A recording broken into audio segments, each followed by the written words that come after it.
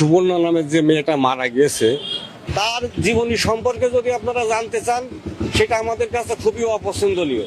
তার ব্যবহার আচার এবং তার চলাফেরার যে গতি, সেটা আমাদের কাছে পছন্দনীয় না। সে মোবাইলে টিকটক করে এবং বিভিন্ন অসামাজিক কাজে সে লিপ্ত থাকে। এটা তার হয়তো ব্যবসা ছিল, সে সেটা করেছে। কিন্তু সে যখন আমাদের এই স্থানীয় গোরস্থানের কোনো অংশীদার না, সেক্ষেত্রে তাদেরকে আমরা কিভাবে এখানে তাকে জানাজা করতে বা এখানে আমরা গোরস্থানে মাটি দেওয়ার জন্য এটা আমরা আদেশ করতে পারি? এটা অসম্ভব, এটা সম্ভব না। ওরা বলছে মেয়ে ভালো নাই, মেয়ে নাকি খারাপ। কারণ সিদ্ধান্ত এখন এই জায়গায় বাদ দিয়ে আমরা দেখি অন্য কোনো জায়গায়। লাশ তো উপরে রাখলে হবে না, হবে বলেন? কিন্তু মারা গিয়েছে কালকে বিকালবেলা, প্রত্যেকটা ব্যবস্থা করতে হবে।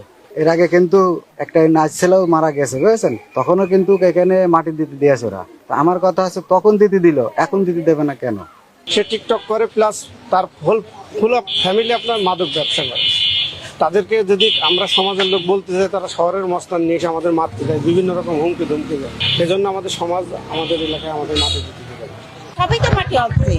এখন কমিটিদের কাছে কোথায় এলো টাকা, এই যে জমি কিনছে, এখানে তো দলকদারে তার সরকারি গোরস্থান নেই। এখানে নিয়ে গোরস্থান নতুন করে সব কেনাকাটা হচ্ছে, বুঝেছো? সব বাড়ি বুঝছে, সবার কাছ থেকে টাকা নিয়েছে, তুলেছে। যারা এখন নতুন, যারা টাকা দিনি, তাদের কাছ থেকে লাশ যদি মরছে, টাকা নেছে, নিয়ে তারপর ফের হইলে সে মাটি দিচ্ছে।